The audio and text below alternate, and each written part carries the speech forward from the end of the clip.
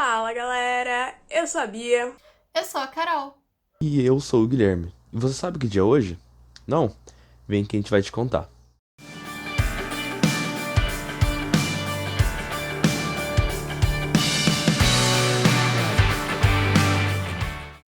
E hoje, dia 16 de setembro, é comemorado o Dia Internacional para a Prevenção da Camada de Ozônio. E essa data, ela foi escolhida pela Assembleia Geral das Nações Unidas para marcar a assinatura do Protocolo de Montreal, assinado em 1987.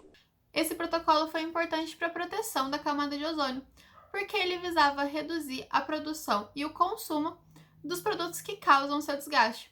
Mas afinal, você sabe qual é a importância da camada de ozônio? A camada de ozônio está localizada na estratosfera, que fica mais ou menos uns 30 km de altitude. É uma fina camada formada pelo gás ozônio, o O3, que envolve a Terra e protege os organismos vivos da radiação ultravioleta do tipo B, que é emitida pelo Sol. Sem essa camada de proteção, a vida do nosso planeta, como conhecemos hoje, não existiria. Pessoal, e o ozônio ele tem diferentes funções dependendo da altitude em que ele vai se encontrar. Na atmosfera, o ozônio ele é criado quando a radiação ultravioleta, que é a que vem do Sol, ela interage com as moléculas de oxigênio, quebrando elas em dois átomos de oxigênio, como a gente pode ver aqui nessa equação. Então, o átomo de oxigênio liberado ele vai se unir com outra molécula de oxigênio, o O2, formando o O3, que é o ozônio. Na radiação estratosférica, 90% da radiação ultravioleta do tipo B é absorvida pelo ozônio.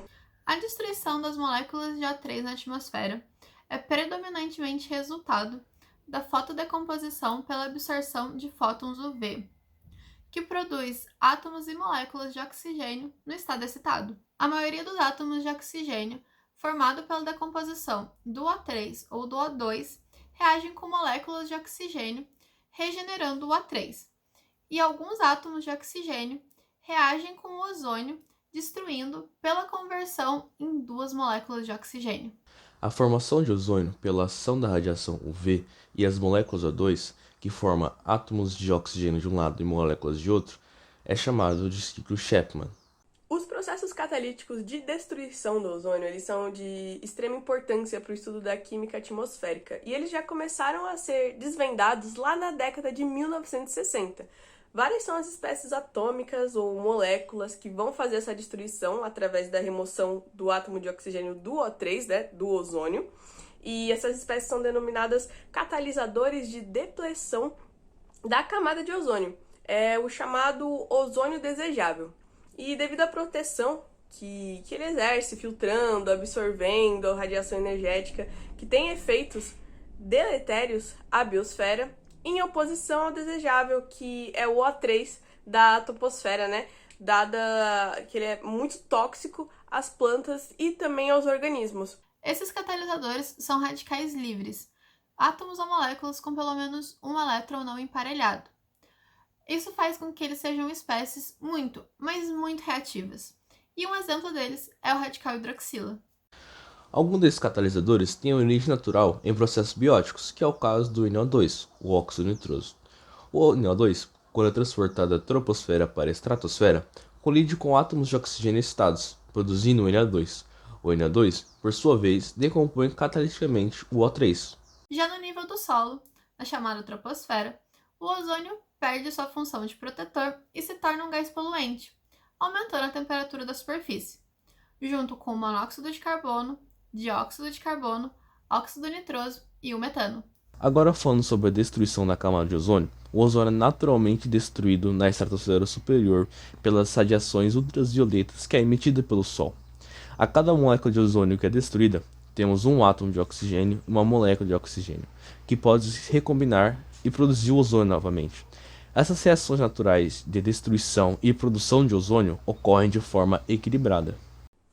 Pessoal, e com a industrialização, a camada de ozônio ela começou a sofrer com a poluição e a gente tem como seus principais inimigos, acho que vocês já ouviram falar também, o CTC, que é o tetracloreto de carbono, o HCFC, que é o hidroclorofluorcarbono, tem também o CFC, ele é bem conhecido, que é o clorofluorcarbono, e o brometo de metila.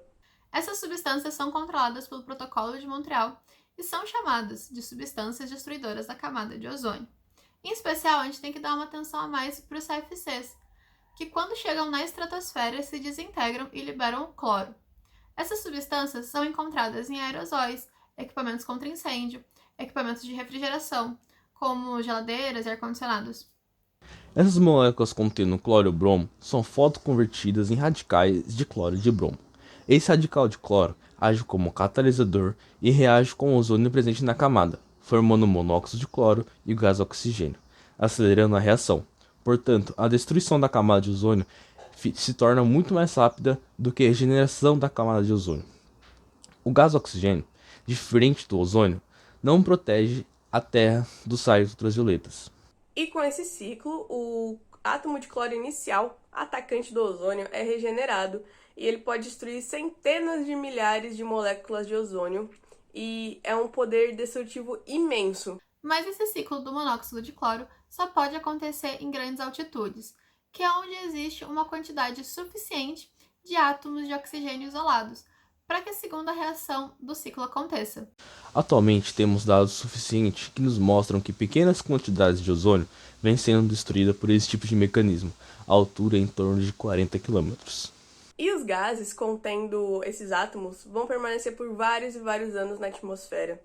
E também a gente vai ter a diminuição da concentração de ozônio e ela vai persistir, essa diminuição vai persistir devido à contínua emissão de substâncias halogenadas e sua longa vida na atmosfera. Para vocês terem uma ideia, os CFCs eles podem permanecer ativos durante 80 a até 100 anos. Em 1928, quando se desenvolveu os CFCs, acreditava-se que essas substâncias seriam inofensivas na atmosfera. Isso porque são quimicamente inertes, além de serem fáceis de estocar, de produção barata, estáveis e bastante versáteis.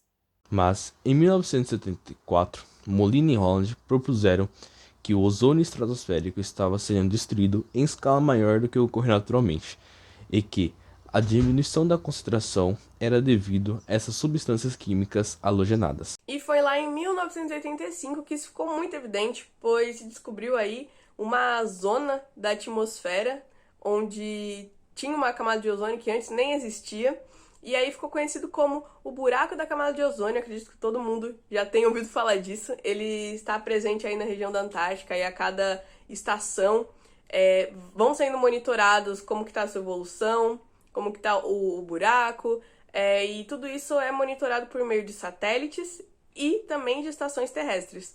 E aqui na imagem a gente pode analisar que a cor azul, tá aí quase tendendo para o violeta, ela indica a baixa concentração de ozônio de acordo com a escala de Dobson. O buraco da camada de ozônio da Antártida também recebe um nome mais chique, chamado de destruição sazonal do ozônio austral, e acontece numa época do ano e num local onde praticamente não existem átomos isolados de oxigênio. Nesse caso, o ciclo predominante de destruição envolve a regeneração dos átomos de cloro pela reação de monóxido de cloro consigo. E mais uma vez os átomos de cloro vão ser regenerados em outras reações do ciclo, permitindo que destruam centenas de milhares de moléculas de ozônio.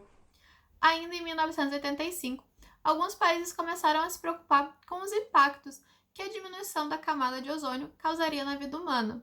Então, se reuniram na Áustria para discutir esse tema e formalizar a Convenção de Viena para a Proteção da Camada de Ozônio, que tinha como objetivo retardar o processo de diminuição da camada. 2 anos depois, em 1987, a Assembleia Geral das Nações Unidas lançou o Protocolo de Montreal, que estabelecia a diminuição do consumo e de produção de produtos que afetavam diretamente a camada de ozônio, que eram cerca de 100 produtos químicos de diversas categorias, e obteve apoio de diversos países, incluindo o Brasil, que se juntou em 1990.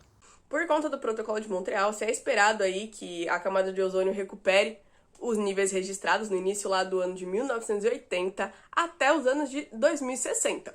Mas você sabe o que isso vai causar na gente, essa diminuição da camada de ozônio? Bom, os riscos são muito altos, e em nós seres humanos, a exposição à radiação UVB está associada aos riscos de dano de visão, supressão no sistema imunológico, envelhecimento precoce e desenvolvimento de câncer de pele. Mas não é só a gente que sofre com esses impactos, não é mesmo, Guilherme? Isso mesmo, os animais também sofrem consequências do aumento da radiação, pois o ultravioleta atrapalha nos estágios iniciais da vida do peixe, do camarão, do caranguejo e de diversas formas de vida marinha. Além disso, ele reduz a produtividade do fitoplâncton, que é a base da cadeia alimentar aquática, produzindo assim um desequilíbrio ambiental. E para vocês terem ideia da sua importância, segundo o Programa das Nações Unidas para o Meio Ambiente, a perda de 1% da camada de ozônio ela é responsável pelo surgimento de pelo menos 50 mil novos casos de câncer de pele. E o aumento, da incidência de alergias e problemas nos olhos, como catarata e cegueira. Então, a gente precisa realmente tomar muito cuidado com esse assunto. Mas eu tenho uma notícia boa para vocês. A última avaliação da OMM, Organização Meteorológica Mundial, que aconteceu em 2018, concluiu que a camada de ozônio está se recuperando. E embora os cientistas acreditem que vai mais ou menos uns 50 anos até que ela se recupere satisfatoriamente, já é um começo. Se você viu esse vídeo e ficou preocupado com a camada de ozônio, fique tranquilo, atos do nosso dia a dia podem ajudar a preservá-la. Por exemplo, quando você for comprar aerossol, evite comprar aqueles que possuem o CFC, o clorofluorcarbono. Opte comprar aqueles que têm bomba e não que são pressurizados. Quando você for descartar uma geladeira, freezer ou ar-condicionado, procure a maneira correta de descartá-lo. E quando você for comprar alguma coisa feita de madeira, procure aquela madeira serrada, compensada ou anormal, não aquela que foi testada com brometo de metila. Dessa forma você vai estar ajudando. Quando você comprar alguma coisa que vem na embalagem de madeira, é obrigatório ter um selo mostrando se a madeira foi tratada ou não. Esse é um assunto de extrema importância, então é muito bom saber um pouquinho mais sobre a camada de ozônio e como ela pode afetar o nosso dia a dia. Então, espero que vocês tenham curtido. Claro, para qualquer dúvida, não deixa aí de estar comentando que a gente vai estar respondendo vocês. Não se esqueçam de seguir a gente nas nossas redes sociais. Claro, segue, dá seu joinha e até o próximo vídeo.